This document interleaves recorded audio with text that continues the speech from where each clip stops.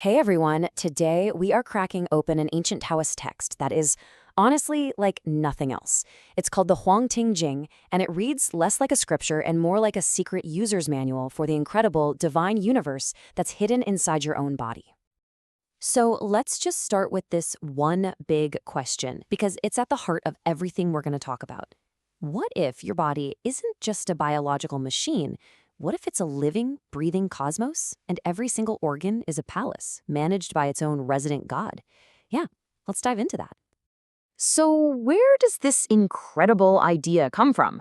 Well, it's from a classic Taoist scripture called the Huang Ting Jing, that literally translates to the Yellow Court Scripture. And look, this was not some obscure manuscript collecting dust on a shelf. In ancient China, this was the foundational guide for anyone who is serious about longevity, health, and spiritual harmony. It was considered the absolute gold standard for understanding your inner world. Okay, so to really get what this manual is all about, we have to decode its title. What in the world is the Yellow Court? Let's break it down. Huang means yellow, which is the color that represents the center, the element of earth. And Ting means a courtyard, or more like a sacred, divine space. So when you put them together, the Yellow Court is talking about the central, sacred space inside your own body. And this is the crucial point. The Yellow Court isn't a physical place you can point to. You can't find it with a scalpel. It's really a conceptual center of your spiritual power and vitality. It's like the divine headquarters that Taoist practitioners wanted to connect with and strengthen. And this idea leads us to the most radical, mind-bending concept in the whole text. It's something that completely reframes how you might see yourself. This slide just lays it out perfectly. On the left, you've got the standard view most of us have. The body is a biological machine. But on the right, that's the Huang Ting Jing's vision. Your body is a divine cosmos, and your organs aren't just tissue. They are palaces, and they have gods living in them. So if there are gods living inside of us, who are they? Well, the text actually gives us a pretty detailed roster. So let's meet the 5 primary guardians of your inner universe. What's so amazing is the level of detail here. It's all mapped out. The god of the heart is named Dan Yuan. The lungs god is Hao Ha. The livers is Long Yan, and so on. And the text teaches that just knowing and calling them by name helps to keep these divine guardians happy and, resident within you, which is the key to your health. And get this, the names are not random at all. They are incredibly clever. They actually work as little cues for visualization. For example, Dan Yuan, the heart god, has the character for red right in the name, hinting at its color. And the kidney god style name, Yu Ying, translates to nurturing the infant, which points directly to the kidney's role in life essence and vitality. It's genius, really. Okay, so this all sounds amazing, but it leads to a very big practical question. How do you actually talk to these inner guardians? I mean, if you have actual deities living in your liver and your lungs, you can't just send them a text, right?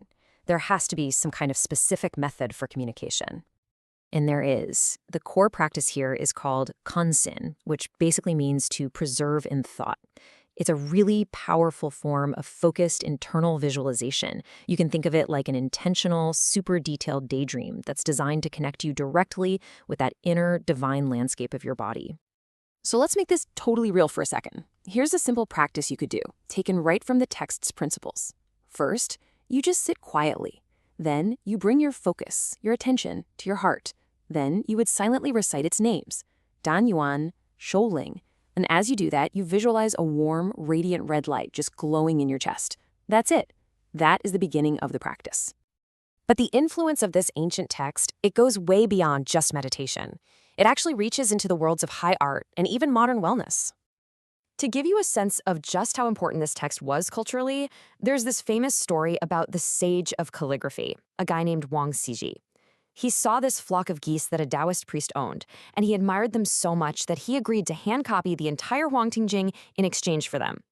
This text was literally considered a treasure worth trading for. Even if we set aside the whole inner gods idea for a moment, the core wisdom of this text is just timeless. It teaches that your body has its own inner intelligence, that maybe these deities are a beautiful metaphor for the complex systems that keep us alive. It shows that focused attention, that kansi we just talked about, can directly influence your internal state, something that modern mindfulness studies are validating all the time. It insists that treating your body with reverence, not as a machine to be fixed, but as a sacred space to be tended, is a path to health. And maybe most importantly, it proves that the mind-body connection isn't some new age fad. It's an ancient, profound concept. And all of this kind of leaves us with a final thought to chew on. The Huangting Jing is all about learning to listen inward. Our bodies are constantly talking to us, right? Through feelings, sensations, symptoms. But in our world, which is just overflowing with distractions, the real question is, are we still taking the time to listen?